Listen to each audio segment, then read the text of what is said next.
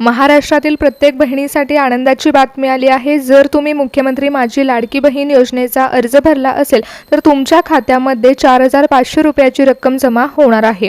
राज्य सरकारने महाराष्ट्रातील लाडक्या बहिणींसाठी निर्णय घेतला असून महिला व बालविकास मंत्री आदित्यताई तटकरे यांनी सकाळीच अधिकृत घोषणा केली आहे।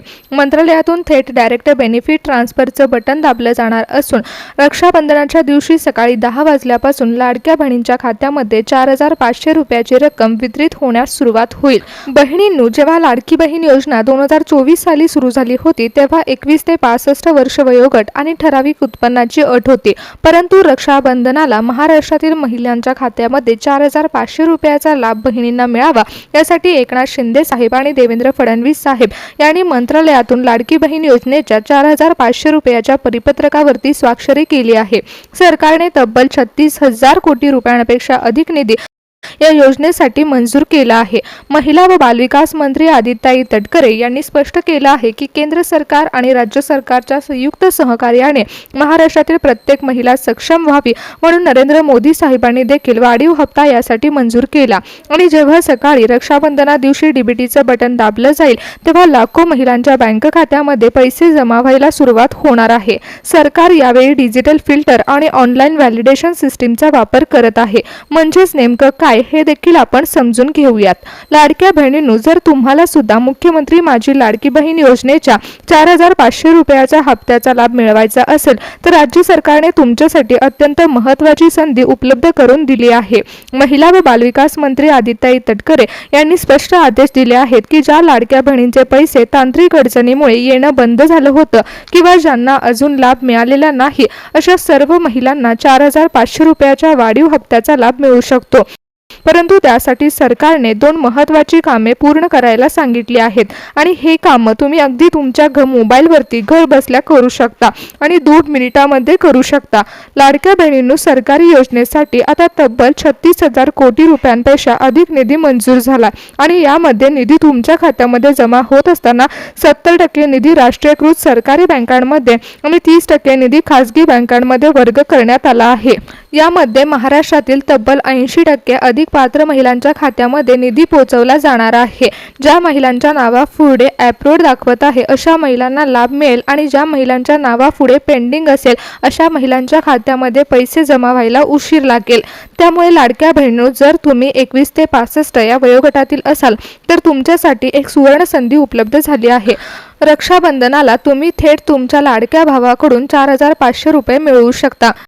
रक्षाबंधनाचा पवित्र सण अवघ्या काही दिवसांवर आला असतानाच एकनाथ शिंदे साहेब आणि देवेंद्र फडणवीस साहेब यांनी महाराष्ट्रातील बहिणींना थेट 4,500 रुपयाचा दिलासा देणारा निर्णय घेतला आहे। परंतु यावेळेस सरकार पैसे वाटप करताना एक नवीन डिजिटल प्रयोग करत आहे। हे पैसे आता महिलांच्या खात्यावर जमा होत असताना 2 वेगवेगळ्या क्षेत्रामध्ये महिलांच्या खात्यावर रक्कम वितरित केली जाणार आहे। म्हणजेच आता पहिलं सत्र हे खाजगी बँकांसाठी आहे आणि दुसरं सत्र हे सरकारी बँकांसाठी निश्चित करण्यात आला आहे। त्यामुळे तुमचं खातं नक्की कोणत्या बँकेमध्ये आहे या एका गोष्टीवरती तुमचे पैसे कधी जमा होणार आहेत आणि तुम्हाला कोणती 2 महत्त्वाची कामं करायची आहेत याचे देखील आदेश देण्यात आले आहेत।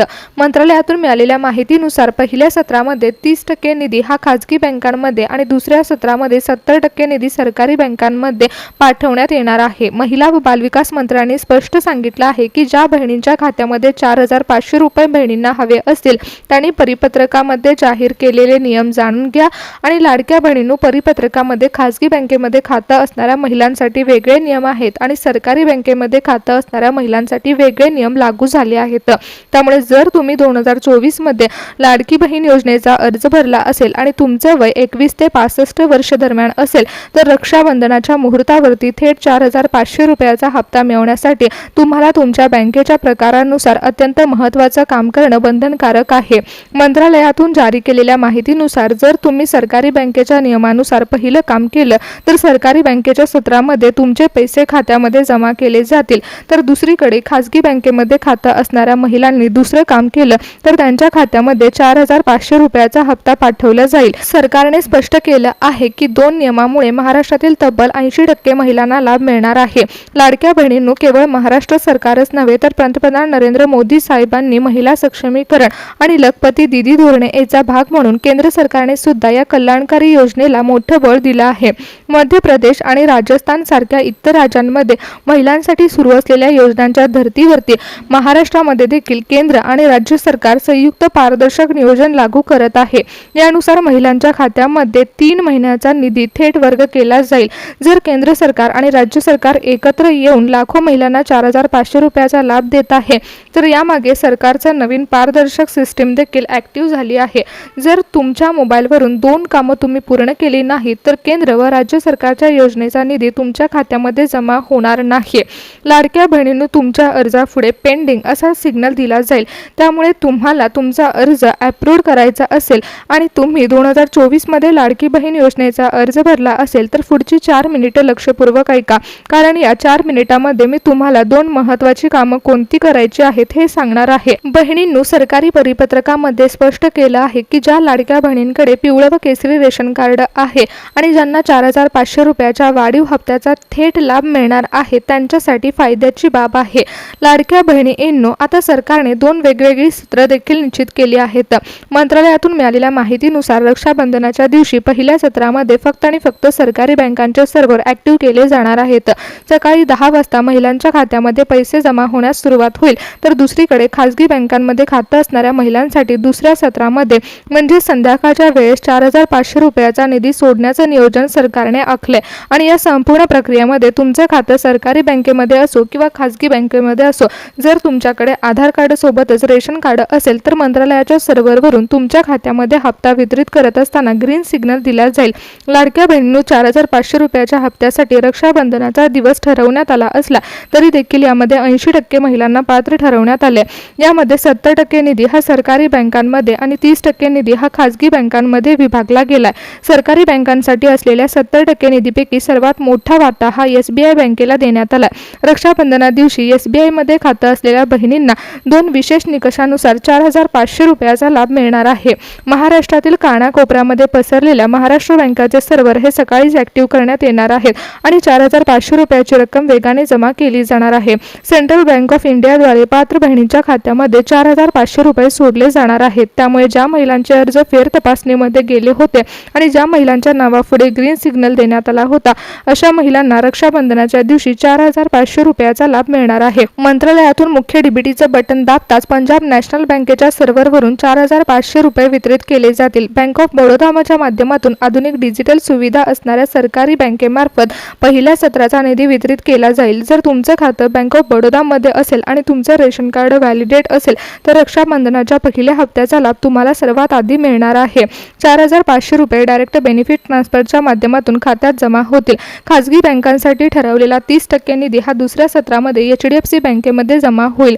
या बँकांचे डिजिटल सर्व्हर अतिशय वेगवान असल्याने दुपारी 4 ते रात्रीचे 12 दरम्यान HDFC मध्ये खातं असणाऱ्या महिलांच्या खात्यावर 4,500 रुपये जमा होतील. खासगी क्षेत्रातील प्रमुख ICICI बँकेच्या ग्राहकांसाठी दुसऱ्या सत्रामध्ये विशेष डीबीटी फिल्टर लागू केला आहे. ज्या महिलांनी ऑनलाईन पोर्टलवरती बँक खाते डिटेल्स अपडेट आहेत त्यांना दुसऱ्या सत्रामध्ये 4,500 रुपयाचा लाभ मिळेल.